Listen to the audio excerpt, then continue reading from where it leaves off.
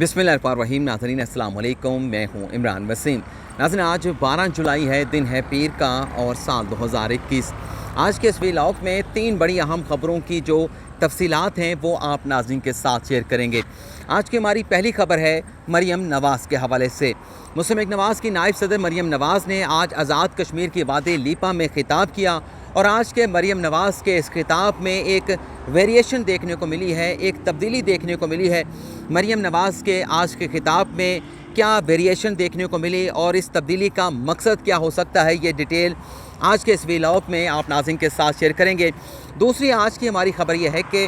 वकला की जानिब से chief justice of Pakistan justice Gulzar Ahmed की अथॉरिटी को, chief justice of Pakistan justice Gulzar Ahmed के अख्तियारात को ना सिर्फ चैलेंज कर दिया गया है बल्कि एक बड़े ही अहम मामले पर वकला की जानिब से कल 13 जुलाई को स्ट्राइक का, हड़ताल का ऐलान भी कर दिया गया है। ये क्या मामला है जिस पर वकला की जानिब से कल मुल्क भर में स्ट्राइक का ऐलान किया गया है, ये डिटेल भी आप नाज़रीन के साथ शेयर करेंगे। दूसरी हमारी आज की खबर है जस्टिस काजी फाइसा की अहलिया सरीना ईसा के हवाले से। FBI ने जस्टिस काजी फाइसा की अहलिया सरीना ईसा के मामले पर जो चैम्बर अपीलें सुप्रीम कोर्ट ऑफ पाकिस्तान में दायर की हैं, इन चैम्बर अपीलों की तफसीलात भी आप नाज़रीन के साथ शेयर करेंगे। लेकिन आज की तीनों खबरों पर गुफ्तगू का आगाज़ करने से पहले उस्मान मिर्ज़ा वीडियो स्कैंडल में जो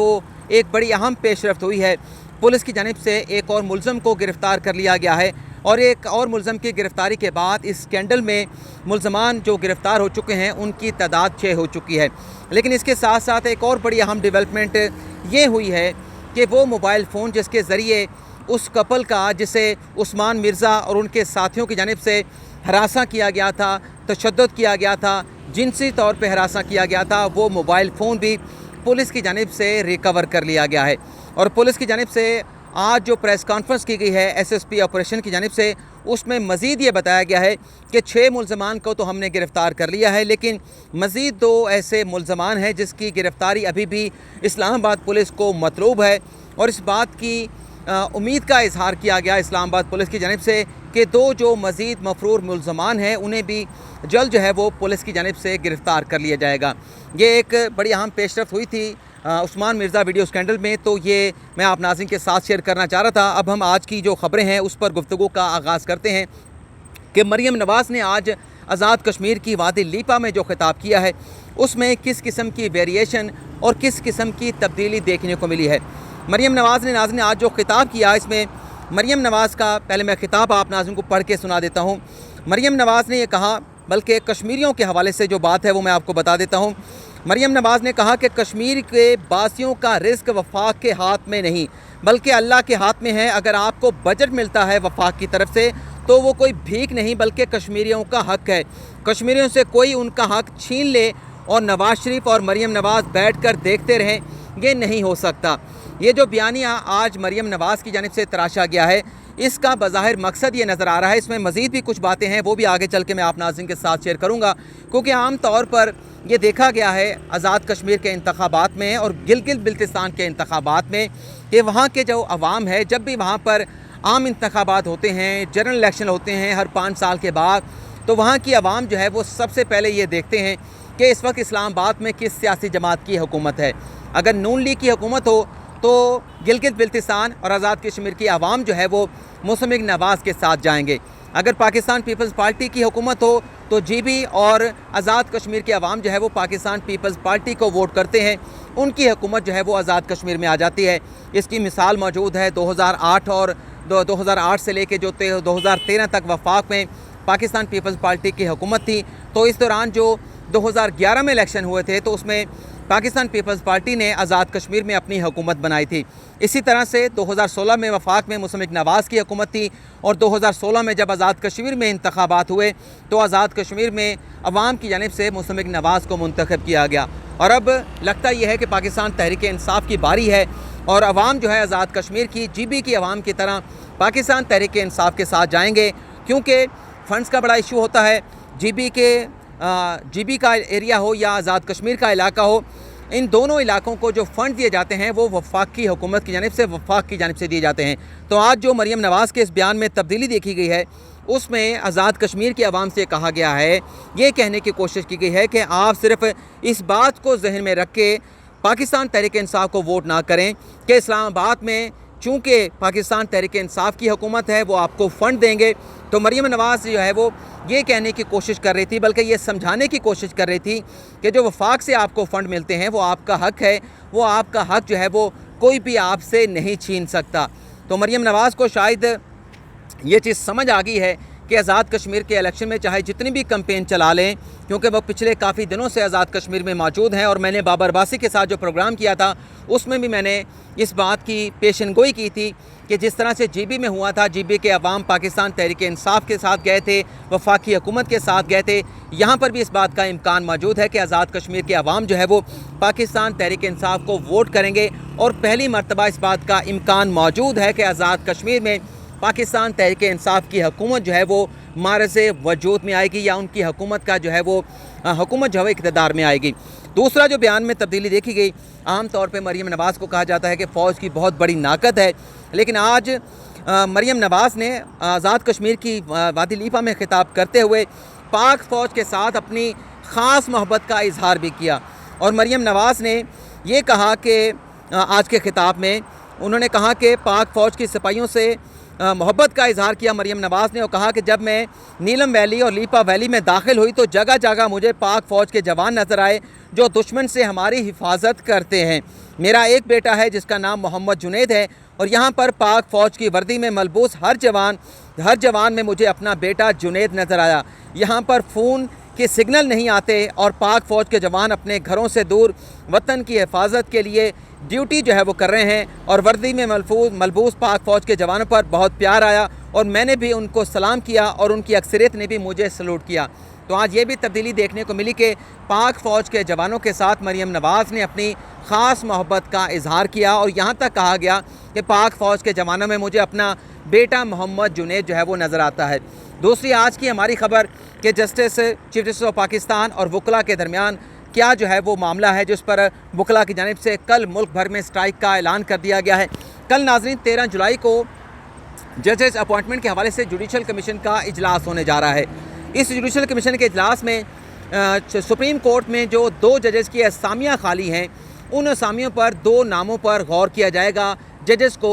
एलिवेट करने के हवाले से। एक जज जो है वो जिन्हें सुप्रीम कोर्ट ऑफ पाकिस्तान में लाया जाएगा, एक नाम है बलूचिस्तान के चीफ जस्टिस का, उन्हें जो है उनके नाम पे गौर किया जाएगा कि उन्हें सुप्रीम कोर्ट ऑफ पाकिस्तान में बतौर जज जो है वो एलिवेट किया जाए। दूसरे जो जज हैं वो सिंध हाई कोर्ट से उनका ताल्लुक़ है। मैं उनका नाम नहीं लूँगा क्योंकि ये मामला एक तनाज़े की सूरत अख्तियार करता चला जा रहा है। चीफ जस्टिस ऑफ पाकिस्तान की जानिब से 2 नाम रिकमेंड किए गए, एक बलूचिस्तान हाई कोर्ट के चीफ जस्टिस का और दूसरा नाम जो है वो सिंध हाई कोर्ट के जो 5वें नंबर पे सीनियर जज हैं उनका नाम रिकमेंड किया गया। लेकिन पाकिस्तान बार काउंसिल और वकला की जो तंजीमें हैं, जो वकला के बड़े बड़े नाम हैं, जो बड़े बड़े कानूनदान हैं, उनकी जानिब से इस बात पे जो है वो एतराज़ उठाया जा रहा है, इस बात पे तशवीश का इजहार किया जा रहा है कि सुप्रीम कोर्ट में जजेस की तैनातियों के हवाले से, जजेस की एलिवेशन के हवाले से जो सीनियरिटी का असूल है उससे नज़रअंदाज किया जा रहा है। और इसी मामले को लेकर चूँकि 5वें नंबर के जज के जो 5वें नंबर पे सिंध हाई कोर्ट में सीनियर जज हैं उन्हें सुप्रीम कोर्ट में लाने के हवाले से कल के जुडिशल कमीशन के इजलास में गौर किया जाएगा। तो आज पाकिस्तान बार काउंसिल की एग्जीक्यूटिव कमेटी का इजलास हुआ और इसमें इस बात पर तशवीश और तहफ़्फ़ुज़ात का इजहार किया गया कि सुप्रीम कोर्ट जो कि इंसाफ का सबसे बड़ा इदारा है उसकी तरफ से किस तरह से जजेस की सीनियरिटी को नज़रअंदाज किया जा रहा है, किस तरह से सुप्रीम कोर्ट की जानिब से जो अल जिहाद केस का एक तारीख़ी फ़ैसला दिया गया उसे नज़रअंदाज किया जा रहा है। और इसी मामले को लेकर वकला की जो सबसे बड़ी बॉडी है पाकिस्तान बार काउंसिल की जानिब से तमाम सूबाई बार काउंसिल को और इस्लामाबाद बार काउंसिल को बाकायदा इंटीमेट कर दिया गया है, बाकायदा इन्फॉर्म कर दिया गया है कि कल मुल्क भर के वकला जो है वो पाकिस्तान की अदालतों में पेश ना हो। और ये जो एक नई लहर आई है कि सीनियर जजेस को वकला का कहना है कि उसे नज़रअंदाज करके सीनियर जजेस को पिक करके सुप्रीम कोर्ट में लाया जा रहा है। इस जो रुझान है इसकी हौसला शिकनी होनी चाहिए। वकला का सिर्फ एतराज़ जो है वो इस अपॉइंटमेंट पे नहीं है जो कल होने जा रही है, सिंध हाई कोर्ट के 5वें नंबर के जज को सुप्रीम कोर्ट में लाया जाएगा। इसके साथ साथ वकला का ये भी कहना है कि इससे पहले साबिक़ चीफ जस्टिस मियां साकिब निसार साहब के दौर में भी सिंध हाई कोर्ट से इसी तरह से ऊपर के सीनियर जज साहबान को छोड़ के 4थे नंबर या 5वें नंबर पे मौजूद एक जज को सुप्रीम कोर्ट ऑफ पाकिस्तान में लाया गया था। किसी जज का नाम नहीं लूँगा क्योंकि ये वकला और सुप्रीम कोर्ट के दरमियान मामला है, तो किसी जज का नाम जो है वो बदनाम ना हो या उसके ऊपर कोई उंगलियां ना उठाई जाएं उसकी कंपिटेंस के ऊपर, उनकी जो अहलियत है उसके ऊपर, इसलिए मैं उनका नाम नहीं ले रहा। और वकला का ये भी कहना है कि ना सिर्फ साबिक चीफ जस्टिस मियां साकिब निसार के दौर में, उसके बाद साबिक चीफ जस्टिस आसिफ सईद खान खोसा के दौर में भी 2 ऐसी तकर्रियाँ की गई कि लाहौर हाई कोर्ट से 2 जूनियर जज साहबान को अपॉइंट करके एलिवेट करके सुप्रीम कोर्ट में लाया गया। हालांकि उसमें एक तो वकील थे जो लाहौर हाई कोर्ट से रिटायर्ड हो चुके थे जज के तौर पर, तो लिहाजा उन्हें वकील के तौर पर जो है वो सुप्रीम कोर्ट ऑफ पाकिस्तान में लाया गया था। और तीसरी जो अपॉइंटमेंट हुई थी वो मौजूदा चीफ जस्टिस गुलजार अहमद साहब के दौर में हुई थी और वो लाहौर हाई कोर्ट से ही जज साहब को यहाँ पे लाया गया था। लेकिन वकला का ये कहना है कि ये जिस तरह से सीनियरिटी को नज़रअंदाज करके और ये कहा जाता है कि जजेस की कम्पिटेंसी देखी जाती है, जजेस की अहलियत देखी जाती है और ये देख कर जजेस को जो है वो पिक करके एलिवेट करके सुप्रीम कोर्ट में लाया जाता है। तो इस पर वकला का आर्गूमेंट ये है कि अगर आप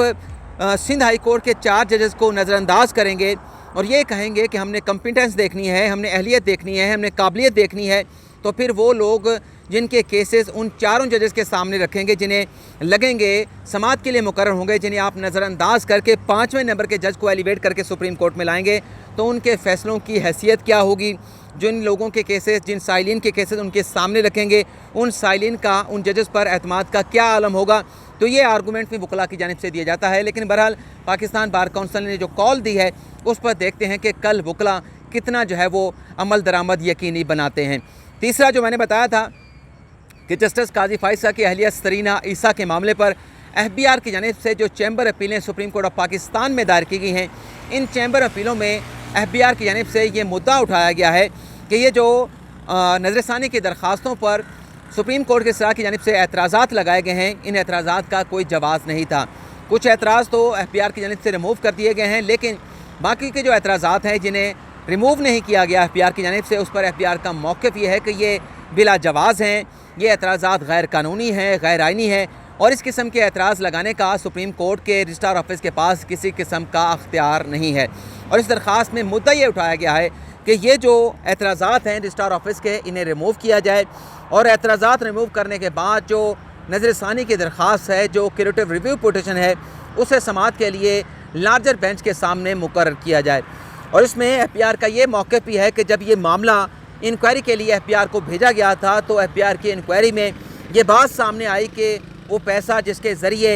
ये लंदन के फ्लैट सरीना ईसा साहबा की जानिब से ख़रीदे गए थे, वो पैसा जो है वो FBR के टैक्स गोशवारों में सरीना ईसा की जानिब से ज़ाहिर नहीं किया गया था और वो पैसा ज़ाहिर ना करने की बुनियाद पर, डिस्क्लोज़ ना करने की बुनियाद पर FBR की जानिब से सरीना ईसा पर 3 करोड़ 54 लाख का जुर्माना किया गया, डिमांड की गई टैक्स की, लेकिन वो अदा तो नहीं किया गया। लेकिन सरीना ईसा की जानिब से चूँकि अपीलेट फोरम पर अपील दायर कर दी गई है और इस मामले को बाकायदा तौर पर लीगली अपील दायर करने के बाद सरीना ईसा की जानिब से एक्सेप्ट कर लिया गया है, तो लिहाजा 26 अप्रैल के फ़ैसले में जो FBR की रिपोर्ट को कलअदम करार दिया गया है, इस फैसले पर नज़रसानी की जाए और 3 करोड़ और 54 लाख का जो जुर्माना है एक लीगल पोजीशन में मौजूद है, क्योंकि वो अभी लीगल फोरम पे चलेगा। और FBR का यही कहना है कि अदालत जो है अपने 26 अप्रैल के फ़ैसले पे नज़रसानी करे, लेकिन उससे पहले जो रजिस्ट्रार ऑफिस के एतराज़ात हैं उन्हें रिमूव किया जाए और रिमूव करने के बाद हमारी जो नज़रसानी की दरख्वास्त है उसे समाअत के लिए मुकर्रर किया